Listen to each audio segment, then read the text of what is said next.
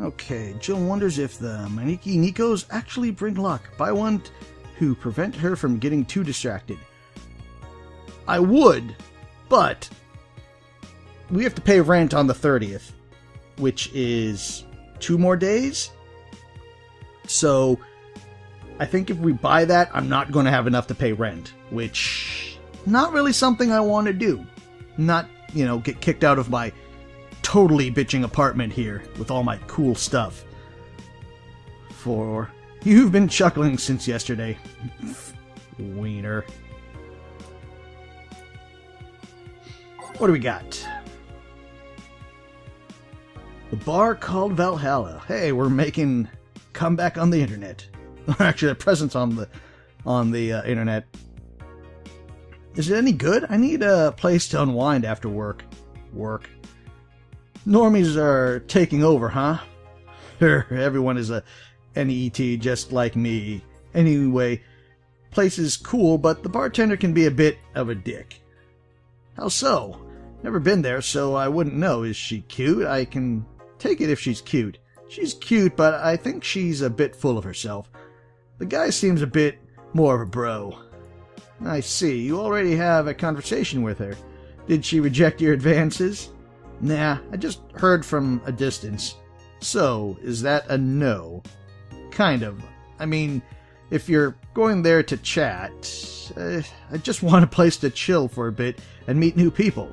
Can I smoke there? Is there any bar from the BTC where you can smoke? Nope. Bummer. Well, I think I'm going next week then. Sounds good enough for me. Well, aren't we going to be closed next week?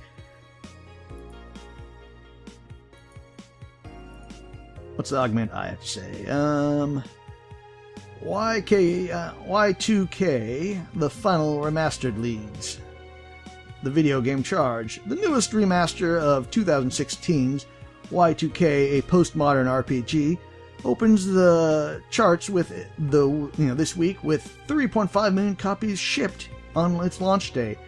Other titles this week include the new release such as Hatsune Miku Project R Remastered and Sting's Face Remastered. Full chart listings including lifetime sales.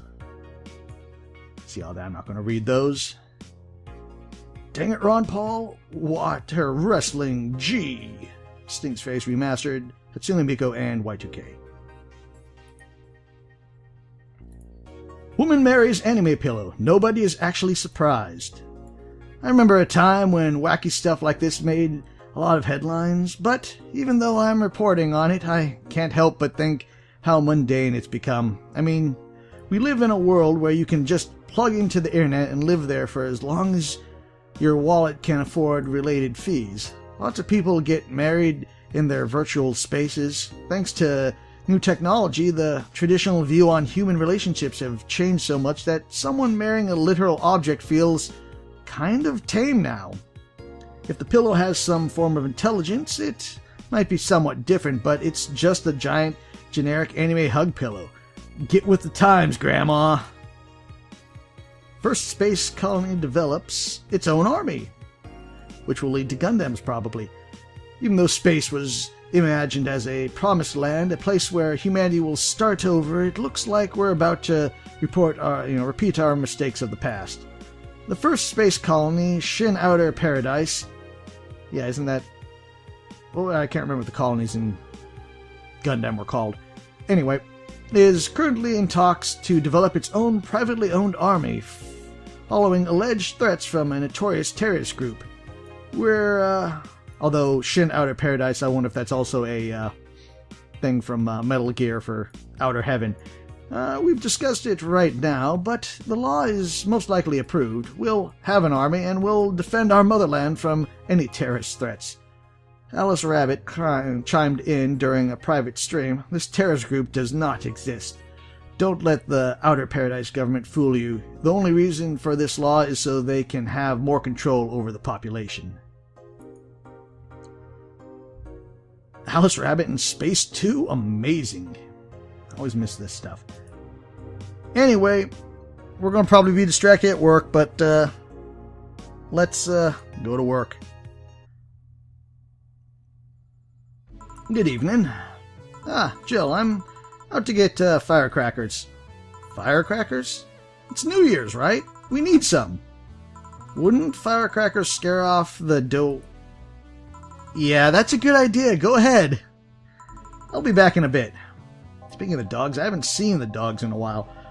Even for a cat lover, you sure get excited about firecrackers. A whole lot more when dogs are involved. I know how hypocritical it sounds, and I don't care. Ah, Jamie's here. Greetings. Anyway, let's start.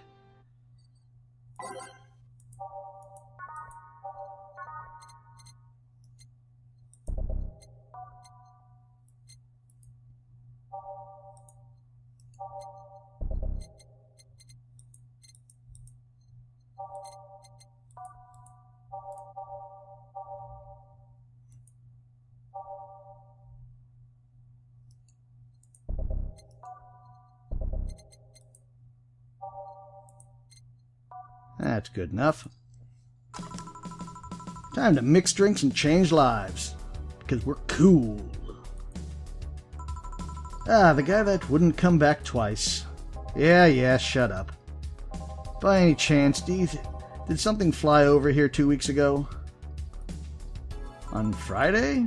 Yeah. There were lots of weird explosion noises through the night. But as far as I understand, those were made by flying drones or something like that.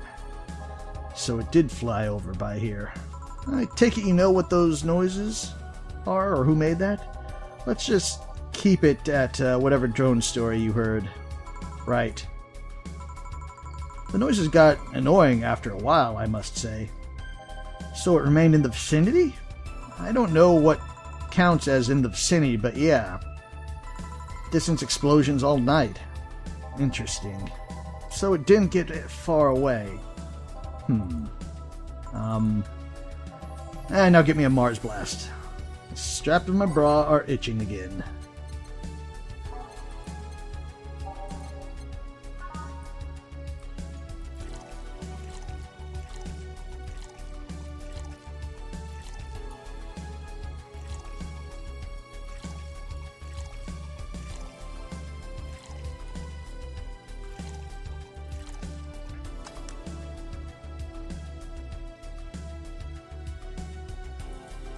One Mars Blast. Here you go. Well, you didn't mess up. Sorry if I may interject. You looking for a fight? Most certainly not. Really think you stand a chance? You're like half his size. I can fight dirty. He kills people for a living. I can fight dirty. Jill, please. You make me sound like a savage. It would be like me saying that you get people drunk for a living. It's not wrong, but there's a better way of saying stuff like that. You're right, sorry. And like I said, I'm not looking for a fight. I just noticed you seem like you like strong drinks. What about it? Well, to be honest, it's a rare sight in this bar. I'd even come to believe I'm the only one who enjoys them, aside from the owner. May I suggest you try a suplex next time? It might be to your liking. Okay, let's try this suplex thing. Right away.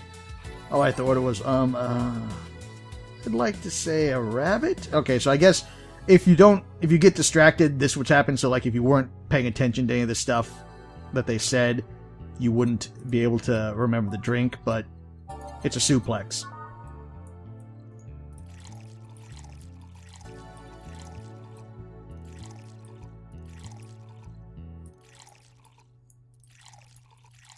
Four, three, three. Rocks mixed. One suplex. Here you go. Good stuff. Like a less burning but punchier pile driver. Say, your face looks somehow familiar, mister. Call me Jamie, and you are? I'm Ingram. Anyway, I think I saw your face somewhere. Maybe when I needed to look for a specific file at... Did you perhaps go through a nanomachine expunge?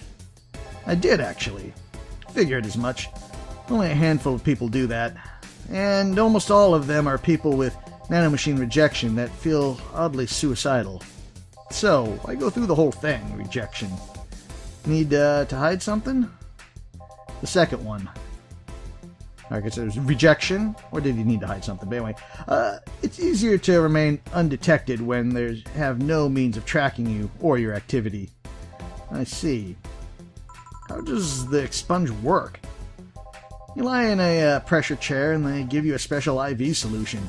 It causes nanomachine rejection while giving you the antibodies needed to prevent them from getting back in. For 5 hours, you're trapped in a bed while a horrible pressure builds up in your body and the nanomachines are forced out. They're like little needles all over your body. You feel them in your eyes, in your gums, in your toes, everywhere. And after all that, they need to implant you with a machine that constantly releases the same antibodies. Ouch. What are you having, Jamie? This is a gut punch. Yeah, should have figured. Hey, give me one of those. Sure. Wait. If only I could remember the song's lyrics. So we got 2 gut punches.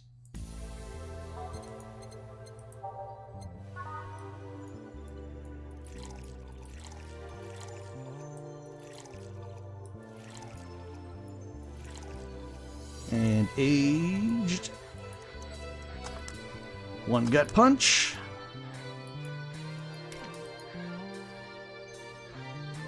Oh, it's not going to let me do that now?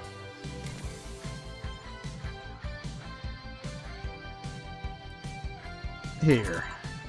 Yeah, I love this. It looks different from yours, though. I added a couple extra in his, actually. So, where's the antibody unit they stuck you with? Inside, like all the other maintenance systems. It can be a trouble at times, but the perks of not having nanomachines in the body outweigh the cons. And the rest of the enhancements, you're reconstructed, or have you been adding them over time? Over time, either by getting a much-needed enhancement or through fixing injuries. I see. Well, it was a pleasure, Jamie, but I gotta leave. Nice meeting you, Ingram. Oh, please come again. Don't count on it. You've said that twice. Shut up. Seems like a nice guy. Alright. Well, I have to say he has kind of grown on me since the first meeting, but I won't call him a bastard, but he's not the nicest in the bunch. Maybe you caught him on a bad day. Nah, I think you're just that good at bringing out the nicer side in people. Oddly enough. That guy tires the hell out of me. Someone's in a good mood. Give me a bad touch, will you? That's why you'll be in a good mood too. Bad touch.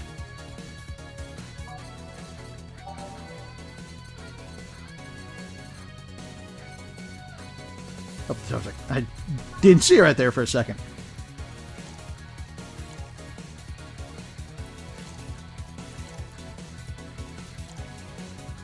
Two, and 4. And rocks and mixed. 1 bad touch. Here you go. Jill, you've such a petty sense of humor. And guilty as charged. So, what put you in a good mood? Oh yeah, that. Today my sister was supposed to be in court for all of the custody proceedings. Of course, not only does she show up later than her husband and drunk at that, but also dressed like she got fucked in the back of the parking lot. And to top it off, she forgot to even bring her kids.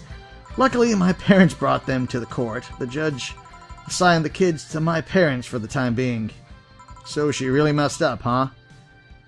When they came back to the house and Diana started throwing a temper tantrum, she said that was lucky her husband didn't get the kids because the angst would make her jump onto the high wall. So Eva comes to say, then make sure it kills you because we aren't dealing with you as a cripple. That's parents, I guess. I shouldn't reinforce the behavior, but psh, I don't know, maybe it was just the timing, but I've been laughing for an hour now. You hold quite the animosity for Diana, don't you? She and I used to be the closest friends when I was 7 or 8. We played all the time, we even slept on the same bed for a while. Then she turned into a teen. We stopped playing, she had other things she wanted to do. I could forgive all that, the age difference and all. But there was something in peculiar I still can't forgive. It was the day she invited her friends to the house, and I wanted to ask her something. As I was leaving, one of her friends asked if I was her sister, and she said she had no little sister.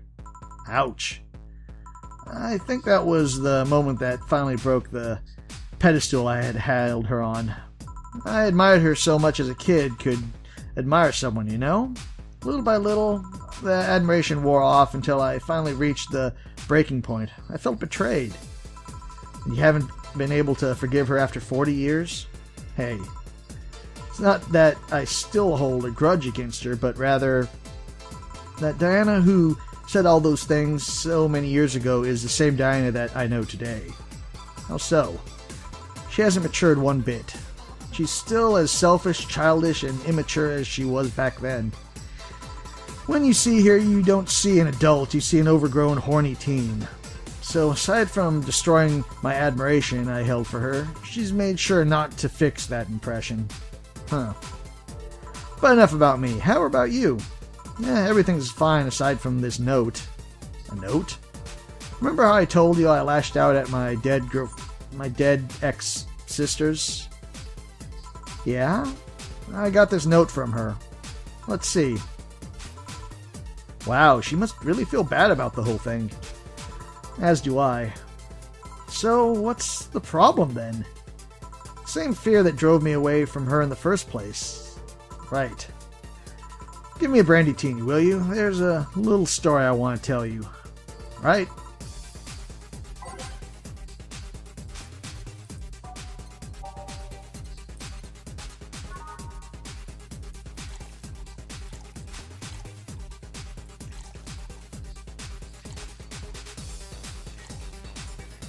Six. One aged mixed. Here you go. This is the thing. Let's start. Boo. And I'm hallucinating. And we got no signal again. Oh, hell no. This is the story of a girl who grew disillusioned with one of her sisters. Soon it became animosity, and not long after that she distanced herself completely from said sister.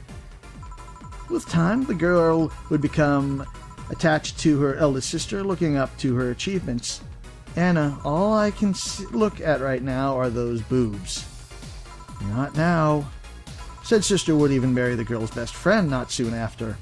And after that girl went into college, said sister would quit her job. The sister was worried sick about leaving her baby kids alone, prompting her to quit her high-ranking job.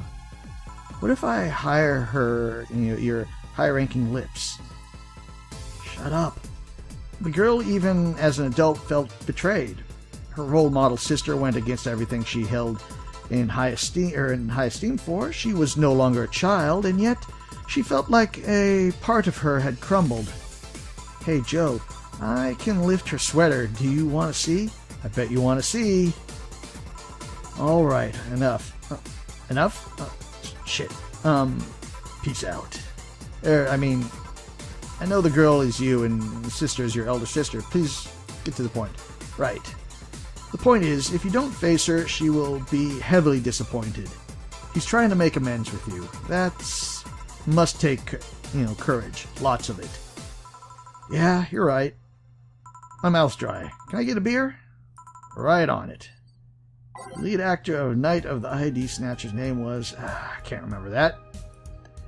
Don't worry, I can't remember it either. But I can remember a beer.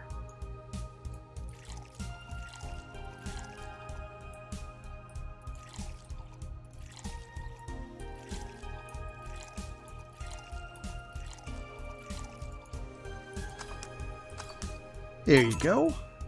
Thanks. So, tell me, do you and this Gabby girl get along? Oh, yeah.